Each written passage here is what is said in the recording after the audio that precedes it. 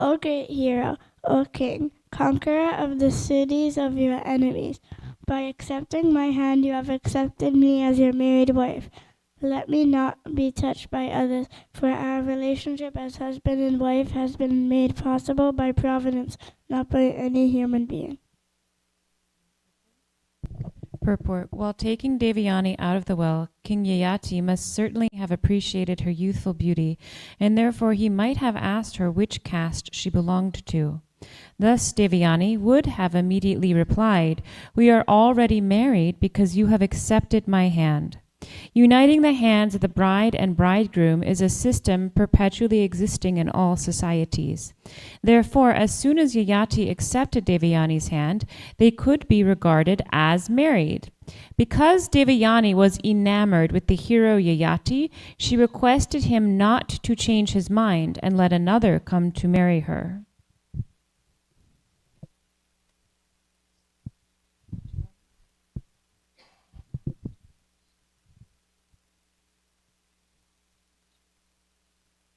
Text 22. Because of falling in the well, I met you. Indeed, this has been arranged by Providence. After I curse Kacha, the son of the learned scholar Brihaspati, he cursed me by saying that I would not have a Brahmana for a husband. Therefore, O mighty armed one, there is no possibility of my becoming the wife of a Brahman.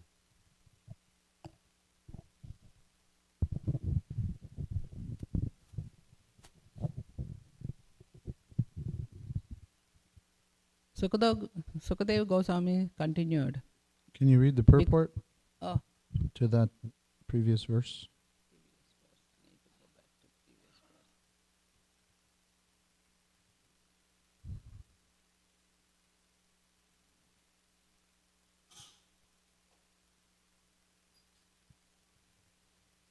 Kacha, the son of the land celestial priest Brihaspati, had been a student of Sukracharya, from whom he had learned the art of reviving a man who had died untimely. This art, called Mrucha Sanjeevani, was especially used during the wartime. When there was a war, soldiers would certainly die untimely, but if a soldier's body was intact, he could be brought to life again by this art of Mrucha Sanjeevani. This art was known to Sankaracharya and many others. And the Kacha, the son of the Brihaspati, became Sankaracharya's student to learn it. Devayani desired to have a Kacha as her husband, but Kacha, out of regard for Sukracharya, looked upon the Guru's daughter as a respectable superior and therefore refused to marry her. Devayani angrily cursed Kacha by saying that although he had learned the art of Mrucha Sanjeevani from her father, it would be useless. When cursed in this way, Kacha was retaliated by cursing Devayani never to have a husband who was a Brahmana. Because Devayani liked Yayati, who was a Kshatriya, she requested him to accept her as his bona fide wife. Although this would be a marriage between a daughter of a high family and the son of a lower family, she explained that this arrangement was made by Providence.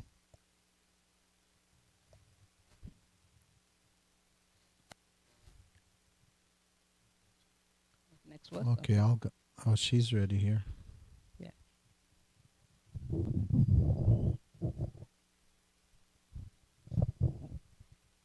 Sukadeva Goswami continued, because such a marriage is not sanctioned by regular scriptures, King Yayati did not like it, but because it was arranged by Providence and because he was attracted by Devyani's beauty, he accepted her request. Yeah, do the purport. According to the Vedic system, the parents would consider the horoscope of the boy and the girl who were to be married. If according to astrological calculations, the boy and girl were compatible in every respect, the match was called Yotaka and the marriage would be accepted. Even 50 years ago, the system was current in Hindu systems. Hindu society. Regardless of the affluence of the boy or the personal beauty of the girl, without this astrological compatibility, the marriage would not take place.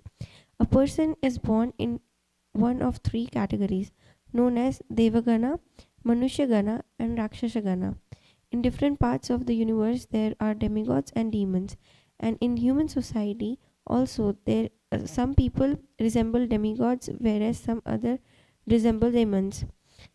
If, according to astrological calculations, there was conflict between a godly and a demonic nature, the marriage would not take place. Similarly, there were calculations of Pratiloma and Anuloma. The central idea is that if the boy and the girl were on an equal level, the marriage would be happy, whereas inequality would lead to unhappiness. Because care is no longer taken in marriage, we now find many divorces. Indeed, divorce has now become a common affair. Although formally one's marriage would continue lifelong and the affection between husband and wife was so great that the wife would voluntarily die when her husband died, or would remain a faithful widow throughout her entire life. Now, of course, this is no longer possible, for human society has fallen to the level of animal society. Marriage now takes place simply by agreement. Dampatya uh, Bhiruchir Hetu. The word Abhiruchi means agreement. If the boy and girl simply agree to marry, the marriage takes place. But when the Vedic system is not rigidly observed, marriage frequently ends in divorce. Om Agyan. Everyone, we can do the Mangala Charna together. Om Agyanatimirandasya Gyananjana Shalakaya Chakshurun Militam Jena Tasmai Shri Gurave Namaha. Shri Chaitanya Manobhistam Stapitam Yena Bhutale Swayam Rupa Kadamayam Dadati Swapadantikam Bandeham Shri Guru Shri Yuta Parakamalam Shri Gurun Vaishnavamscha Shri Rupam Sagarjatam Sahagana Raghunathanvitam Tam Sajivam Sadvetam Savadutam Parijana Sahitam Krishna Chaitanya Devam Shri Radha Krishna Padan Sahagana Lalita Shri Vishakanvitamscha He Krishna Karuna Sindho Dinabandho Jagatpate Gopesha Gopika Kanta Radha Kanta Namostute Tapta Kanchana Gaurangi Radhe Vrindavaneshwari Vrishabhanu Sute Devi Pranamami Hari Priye Vanchakalpatarubhyascha Kripa Sindhubhyeva cha Patitanam Pavanebhyo Vaishnavebhyo Namo Namaha. Jaya Shri Krishna Chaitanya Prabhu Nityananda Shri Advaita Gadadhar Srivasari Gaura Bhakta Brinda. Hare Krishna Krishna Krishna Hare Hare Hare Rama Rama Rama Hare Hare. Shukadeva Goswami continued, because such a marriage is not sanctioned by regular scriptures, King Yayati did not like it, but because it was arranged by providence and because he was attracted by Devayani's beauty, he accepted her request. So many of you come to class regularly, so you know the backstory, right? When I was reading, I was actually asked to give class on Thursday, so I was reading some of the verses up ahead in the chapter. But Arupanuga Prabhu couldn't give today, so I'm filling in last minute. But this is like a Vedic soap opera here, isn't it? There's so much cursing, counter cursing, and like we'll just go over the pastime, right? Just like it just explained that Devayani, she was attracted to this student of her father, Shukracharya, who is teaching the art of how to revive a dead person to Kacha, is that his name? And she was interested in marrying him, but as the purport explained, as Prabhupada explained, because she was the daughter of his guru, he respected her on a superior level, so he wouldn't agree to the proposal. And Devayani, getting upset, cursed him that his ability to revive dead people wouldn't work. He counter-cursed her and said, oh, because you've done that, then you won't be able to marry a brahmana. And actually, in the previous chapter, for studying for the class I was supposed to give on Thursday, I read some of the previous chapter to get up to speed of what, where everybody's at and what's going on. Actually, Maharaj Parikshit was explaining how Yayati married Devayani, and Maharaj Parikshit, knowing he was going to die in 7 days still, he asked, why did this incompatible marriage take place between a Brahmana woman and a Kshatriya man? Because that's explained. That anybody remember what the Sanskrit's called for that kind of marriage? No, the opposite, the other one, pratiloma. And the other one that is allowed is anuloma. So, yeah, Maharaj Parikshit, even sometimes you may think, sometimes we may read these things, what does this have to do with Krishna consciousness, But all this is actually leading up to Krishna's Leela, as we know, in just the 10th canto will be Krishna's Leela. But all this information, somebody who's attracted to Krishna wants to know everything about Krishna, right? So this actually, Devayani, she's going to become the mother of Yadu. And we know that Krishna is born in the Yadu dynasty. So here we're hearing about the dynasty which Krishna will appear in and some backstory. And then also it has practical social guidelines. Just like the whole purport was talking about astrological combinations for proper marriages. So the last sentence of the purport says, if the boy and girl simply agree to marry, the marriage takes place. But when the Vedic system is not rigidly observed, marriage frequently ends in divorce. Anybody know the divorce rate in modern times? I don't. It's up there, right? And then somebody was saying that within ISKCON, that it's even more than modern society. I don't believe that personally. If somebody could find out and tell us, but yeah, because we're not following the Vedic system.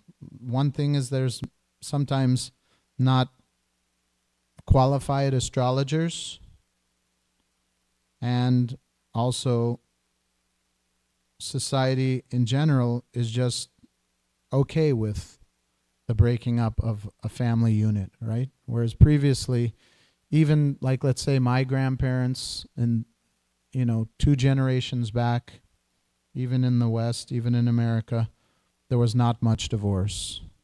Why? Because it wasn't accepted socially. They had different value systems. As Kali Yuga,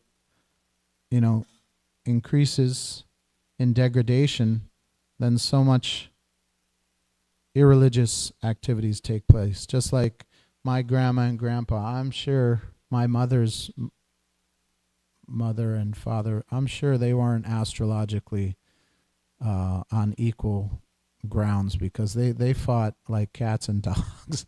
Like every conversation, every minute they were like but within their mind, oh no, divorce is not a it's not a reality. So they stayed together for their whole lives. And that gave so much stability to the family, right? Because of that not small, a very big value system. So where do value systems come from, right? Usually it comes from an ideology of a higher power.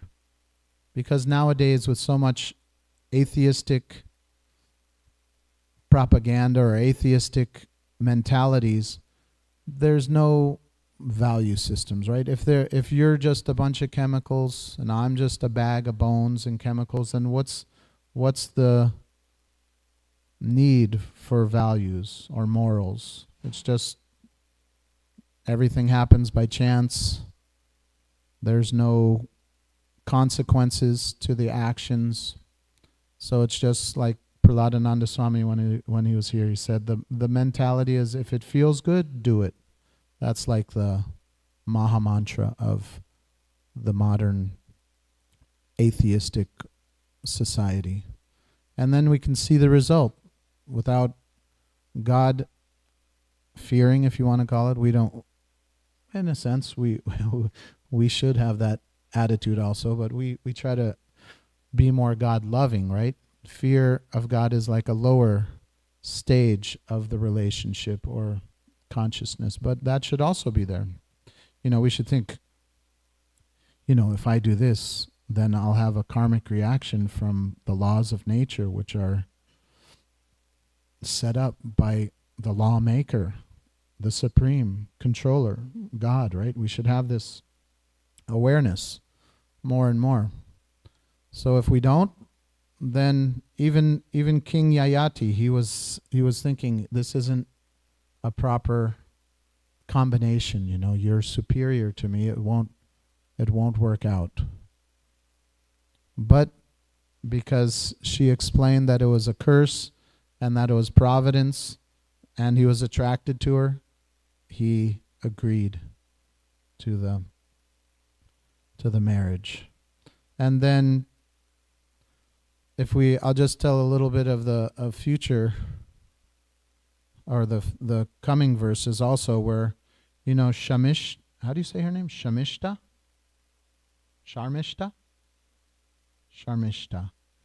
She, as we know, she was from the Kshatriya family, and she was a friend of Devayani. And when they were bathing in the Yamuna, or when they were bathing in a river, the Shiva came by with his wife, and they quickly hurried to try to get their clothes on, but Sharmishta accidentally put on Devayani's clothes. And Devayani got so upset that she was cursing her. Right? She was being very harsh and calling her,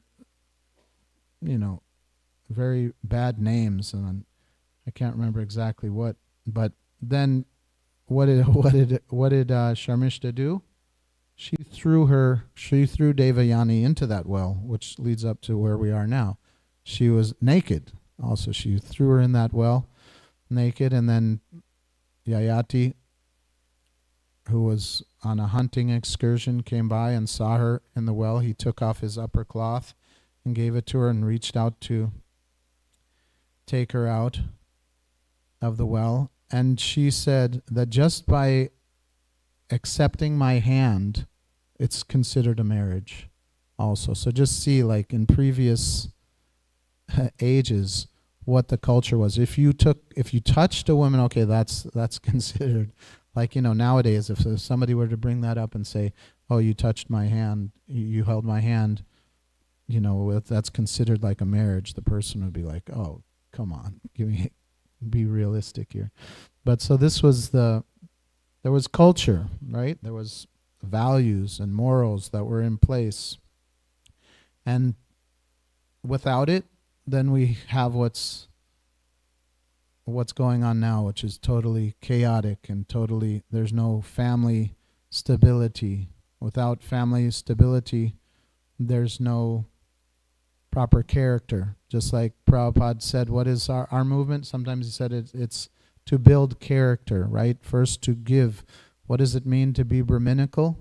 It means to act with the topmost character, right? The topmost righteous attitudes. So they're the pinnacle. Prabhupada wanted to create a society where, what did he say? That my disciples are perfect gentlemen.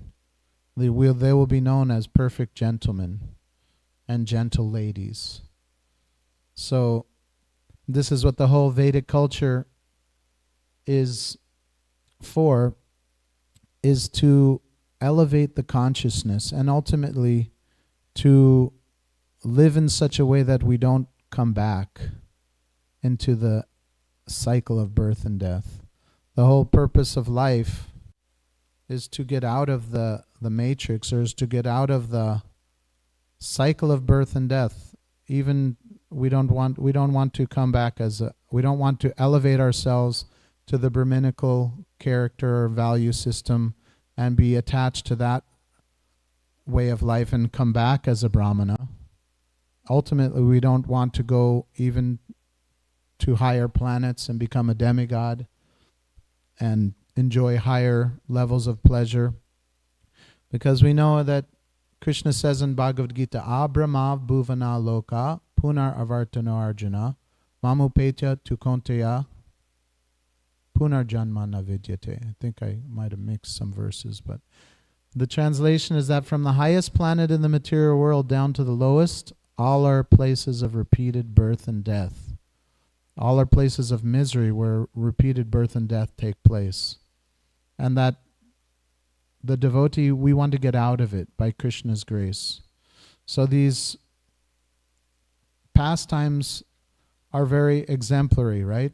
We see practical examples of, even in previous ages when things were more Vedic, so to say, how implicated people got in being attached to the material pleasures.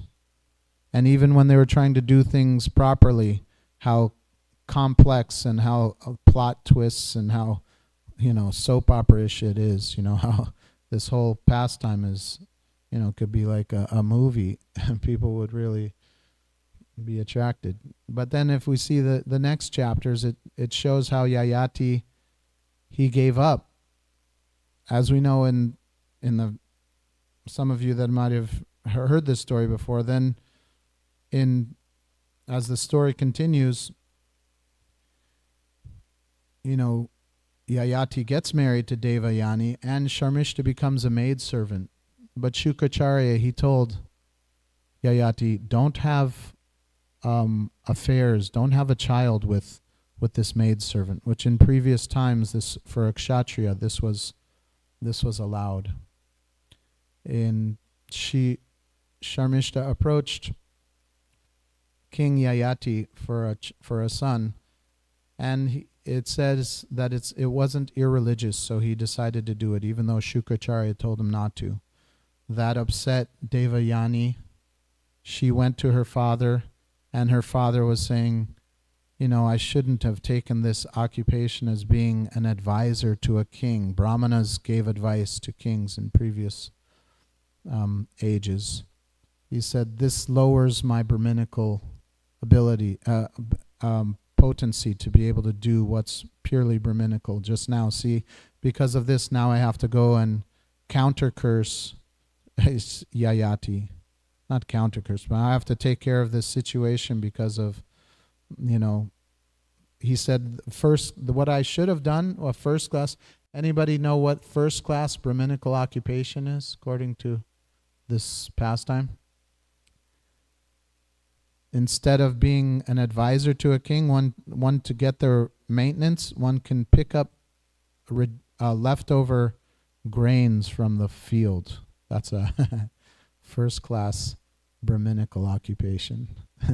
Not to lower one's standards and be supported by a king is what, Shukracharya was lamenting. So then, to satisfy his daughter Devayani, he cursed Yayati to become old and invalid, right? And then then Yayati approached and said, but your daughter and I, we haven't finished our family affairs, family business, basically, our family having children and whatnot. And so he realized, if I cursed him, but then that'll affect my daughter, and she won't be able to, fulfill her family dharma, family duties. So he said, okay, if you ask the youth from one of your sons, then you can live out your material desires, so to speak. And that's what happened, right? He had 4 sons, and he first asked Yadu, his oldest son, and his Yadu rejected on religious grounds, because in the back of his mind he knew that Krishna would appear in his dynasty, and he didn't want to delay Krishna's appearance. If he gave his youth to his father, then that would delay the appearance of Krishna. So in the purports it says that it was a religious decision. It wasn't adharmic. And then he asked 2 other sons. They didn't want to, because they didn't want that to impede on their enjoying in the material world. So that was irreligious. But then Puru, the youngest son, when he was asked, he immediately agreed. And then Puru also said that a first-class son, they will do what the father wants before being asked, right? And Prabhupada also says this with a disciple, that the disciple should know what the guru wants before being even told. We should be so in tune with the desires of the guru that we do it before being asked. This is first class. So Puru gave this shloka, gave this verse, said that a first class son does it before he's asked. Second class son does it after he's asked.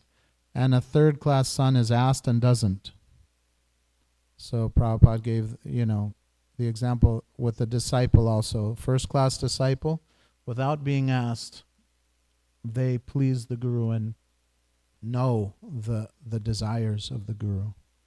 And the second class disciple, they're asked and they do it. And that's what Puru ends up doing. And then Yayati, he lives out his life like that, and then he returns the youth to Puru, and he gives different places to reign to his different sons, and he becomes completely dedicated to Krishna consciousness, and Devayani also.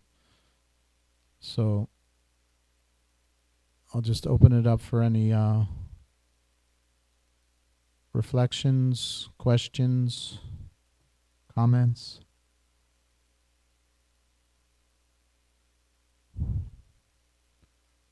You want to get the microphone, or can you give him the mic, Mataji?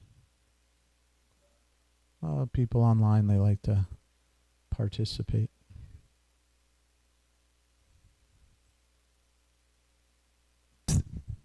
Hare Krishna. Hare Krishna. Thank you for the wonderful class. What a difficult topic. The Thursday one was harder. 2 comments. One is that the reason maybe also that he would marry the lady in the well was that she was unclothed, right? So for a man to see a woman unclothed means it's her husband. I don't know if that added to his reasoning or not. And then the other is there an element of like why, I don't want to say why this pastime would be in the Bhagavatam, because it's perfect and pure, and it's what we're reading in the Bhagavatam, but it seems like it's like, gosh, marriage and cursing, like you said earlier. And is it to show us that really don't get involved in the material world and the cursings and the coming and going? Just be simple and be devotional, follow the principles. And do you think it has that function? Is that part of why this is in the Bhagavatam? Well, like, how Krishna, he does many things with one activity, you know. So I'm sure that this message has many instructions on so many levels. But one of my take homes was that in the next chapter,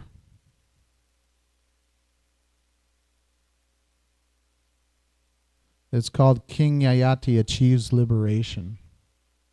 So this is like, sometimes if we just, it's just like in a conversation. If you come midway in somebody's conversation and you heard a few sentences and then like you start to try to gist up the whole debate or, topic, you don't have the whole picture. So, that's what Bhagavatam is a whole. It's just like the first canto is explained to be Krishna's lotus feet, and then it goes all the way up to the 10th canto, which is Krishna's smiling lotus face, right? And then Prabhupada gave the example that we should read it systematically. So, if we just take an isolated few verses, then we don't get the whole picture. But ultimately, the next chapter is King Yati Achieves Liberation, and he gives beautiful his realizations on how he was, entangled by following his material desires, and that now he just wants to be totally absorbed in his relationship to Krishna. And his wife Devayani, she gets inspired and she also becomes a liberated soul. This verse here, it says, in the next chapter it says, thereafter Devayani, the daughter of Shukacharya, understood that the materialistic association of husband, friends, and relatives is like the association in a hotel full of tourists. The relationships of society, friendship, and love are created by the Maya of the Supreme Personality of Godhead, exactly as in a dream. By the grace of Krishna, Devayani gave up her imaginary position in the material world. Completely fixing her mind upon Krishna, she achieved liberation from the gross and subtle bodies. So this is, the happy ending. This is the whole picture. And then that was from Yayati's realizations that she got liberated also. A few verses before that it says, because King Yayati completely surrendered unto the Supreme Personality of Godhead Vasudeva, he was freed from all contamination of the material modes of nature. Because of his self-realization, he was able to fix his mind upon the transcendence, Parabrahman Vasudeva, and thus he ultimately achieved the position of an associate of the Lord. So this is inspiring to know that you could be so entangled materially, but come out of it by Krishna's grace. And they both did, and then ended up being, the mother and the father of Yadu, who is, Krishna came in their dynasty. Others like to say, Gokulananda?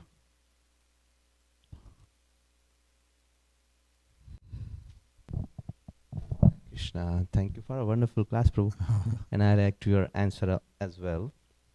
So, almost on the similar line, I had asked the same question yesterday. Because Bhagavatam, as you explained, progresses from the lotus feet to the 10th canto. Why in the 9th canto, I was wondering, where the characters, so to speak, no offense, they are not Mahabhagavatas, why they are there in the pages of Bhagavatam. Because if you look at other characters in Bhagavatam, we see either they are Mahabhagavas or they later on become Mahabhagavatas. But then, as you were talking, one particular verse that came to my mind from Bhagavad Gita. So, evam gyatva kritam karma purvairapi mokshapi kuru karma eva tasvatmam purve purvataram kritam. Krishna says in 4th chapter that those who have acted piously, I'm just paraphrasing, I don't remember the exact translation, but those who have acted piously and those who have perfected, their lives, So they are the role models for us. So as you explained when you were giving the answer to Dharma Prabhu's question, it's the same thing that just struck me. So Devayani, she perfected her life. She was imperfect, just like me and most of us, and she perfected. So she's got to be there in the pages of Bhagavatam so that we follow those stories and take the lessons out of it. It just occurred to me. Thank you. Yeah, that's what I was feeling too. That just see how entangled they were. I'm also in the material bondage, and they got liberated. It's like a hope-giving example of even somebody. So because even I think they were saying yesterday that even nowadays people wouldn't react like she did, and that was a previous age. She got so angry to curse her and whatnot. Yeah, everything we can know for sure. Sometimes, like when we hear of like the separation intensity of the gopis and the Brijbasis, it sounds pitiful, right? Sometimes you think, how is that the highest ecstasy? Sometimes, when from our level, when we're not advanced enough, we think, well, what is Krishna doing here? So similarly with this passage, we may think, well, what's going on? But we should know in our heart, in the deepest part, that whatever Krishna does is for the upliftment of all of us. That Krishna, it's just explained that Krishna has unlimited love for every one of us. It's just like, sometimes they said it's like 10 million mothers, the love that Krishna has, right? So whatever he does, whatever pastime that's in the Bhagavatam, whatever circumstance Krishna's arranging, it is for ultimate purification and ultimate inundation of mercy. So we can have that, okay, I may not understand exactly how I'm being purified or how I'm being uplifted by Krishna's embrace here or by Krishna's words in the Bhagavatam, but we know that, okay, the medicine will take the highest effect, Can I also share Please. something in context to what I just heard in the purport, one of the purports? It spoke about like how in Vedic system, the alliances are matched by taking into consideration the charts and, the ganas, right?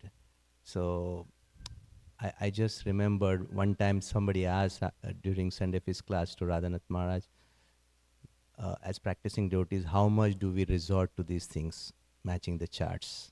Mm. And he gave a wonderful answer. He said, as long as there is nothing strikingly dangerous, like they say Mars, the Mangal, so those things, if you come across, then probably you should take it like, alarming thing, and you might resort to, there are certain, rituals and everything given, but as practicing devotees, we do not. If we have faith in Krishna and we surrender to Krishna, then those things can be surpassed. And I was thinking, like, my chart, for example, I'm from Rakshasagana, and my wife is Devagana. So basically those charts, and our daughter, interestingly, she's Manushagana. So we have a mixture. So basically it talks about who you were in your past life. She was a demigod, and I was a demon in my past life. And those who are in Manushagana, they come from the human form of life. That's what the astrological science talks about. But if you just get into those details, the life becomes very complicated in this Kali Yuga. And first of all, we don't know the person who's looking at the chart, himself or herself is proficient. There are so many cheaters. Sometimes what people is your get take duped on this? Yeah, I like your angle and quoting Maharaj's insight. Yeah, I agree. What came to mind was like, it's just like if you go to serve at a certain temple, say you don't do an astrology. Some people might, but usually you don't, oh, let me see, I'm going to serve under this temple president. Like when I came here with my family, I wasn't thinking, okay, the temple president has certain astrological, let me check my astrology and see if it's compatible. No, the higher thing is that we're going to serve Krishna together. Whether this person is from that background previously, this more pious, more impious. I'm just saying that's like in a community perspective. So what to speak, and then the family perspective, that, yeah, you may look at astrology for a little, I don't know. I like when I did my marriage astrology, the mother said that, yeah, you're compatible enough. Don't want to be overly compatible also. I mean, you have to have some things. And then she said, but you'll have to, pray about this and pray about that. I was like, well, I spent all this money for you to tell me I should pray to, so we're going to do anyways. But it's like I gave the example, like my grandparents, I don't think they were astrologically matched, but because of their higher value system, they didn't get divorced. So because of our devotional makeup, we're going to serve together, right? I mean, the stronger that is, then yeah, of course, there's different shloks for different folks. There's different people may gravitate towards different kinds of services and doing the same service in different ways. But that's part of, learning and working together. Just like Prabhupada said, that you will show your love for me by how you cooperate with each other. So that was to the society, and that can go to the husband and wife, father and children, mother, the whole package. Is we're not here to make things materially perfect, and that's impossible anyways. The Vedic system was a way of seeing the whole package. Okay, these people are in this kind of modes more and that kind of modes more, so it'd be more congenial for them to work as a family like this. So they had that knowledge.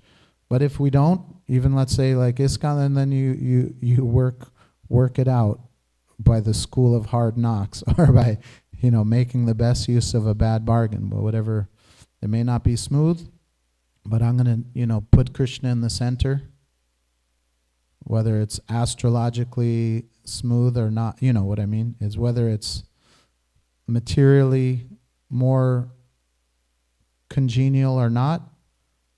The whole point of spiritual life is to get off the bodily concept of life, right? Ultimately. So the Vedic system, specifically in this regard, of bringing two people together, was to help make things more smooth in getting out of the bodily concept of life, by understanding which concept of life you were bound by. Just the higher vision helps us transcend. Just like, let's say, like myself, like I grew up in America, my wife's from India. What is the common ground? Krishna consciousness. That her ultimate desire is to please her guru and become Krishna conscious and get off the bodily concept of life. Step one in spiritual life is that I'm not the body. I'm not a man. I'm not a woman. I'm not from India. I'm not from America. So this, we have to, it's a work of getting there. But because that ideal is the same, then we work it out for better or for worse. I mean to say, whether it's rough or easy, we have the same goal of spiritual, prema, of spiritual devotion. Our society is the best example of unity in diversity. Right? Yeah. Yes, sir.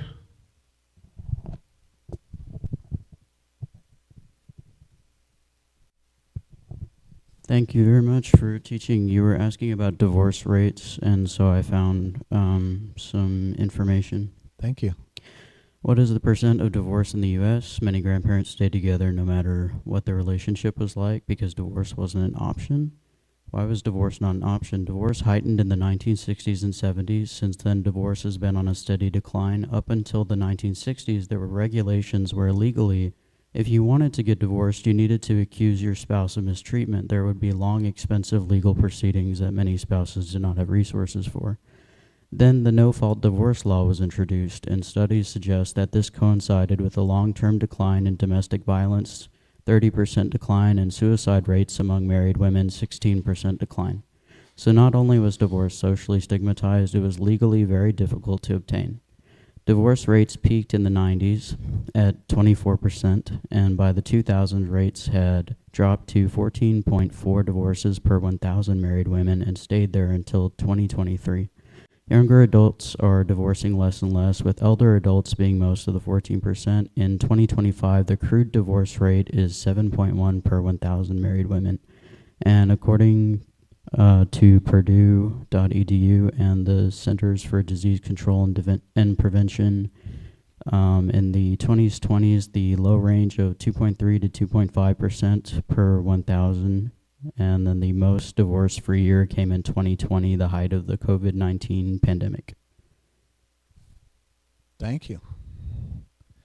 Yeah, so much discord, but with Krishna's mercy and Prabhupada's guidance, we don't have to fall victim to the statistics of the material suffering. We can hold on to Krishna's mercy, hold on to Prabhupada's lotus feet by trying our best to cooperate with each other as a community and fulfill his desires and service to his guru. And it's all glorious. Even we have, setbacks here and there. We're protected by the instructions of the Acharya. Any last things from anybody? Manjari Gopika? Hare Krishna. Thank you for the Hare class. Krishna. Yeah, just a quick thing I was thinking about was, and someone can correct me who has greater knowledge, but when I was thinking about Srila Prabhupada and how he got his disciples married, I don't remember ever hearing of him wanting to consult astrological charts. I know in some cases he was purifying an already existing relationship. Like we hear in Lilamrita, many of his disciples already came to him as boyfriend, girlfriends living together. But in most other cases that I recall reading about, he was just, he had disciples get married so they could serve together. And there wasn't any of this discussion about gunas and karmas or anything like that. And I think that's really the heart of what you were saying, is that Krishna conscious couples get married so they can serve each other. Serve with each other, sorry. One last thing.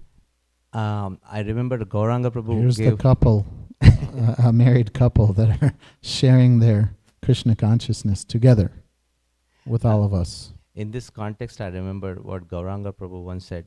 The best example of Krishna conscious family is Lord Shiva's family. you see, there is snake and the mouse, right? They have natural animosity between them. Then there is Mother Durga's carrier, the lion, and the bull. They are inimical, right? But they are living in perfect harmony because Krishna is in the center. My dear Radha Kalachandji, if you so desire, please empower us to work cooperatively, harmoniously, and pleasingly for our gurus to spread your holy name and mercy all over to as many souls as possible. Thank you for considering this prayer. Hari Om Iti Tat Sat. Srimad Bhagavatam Ki.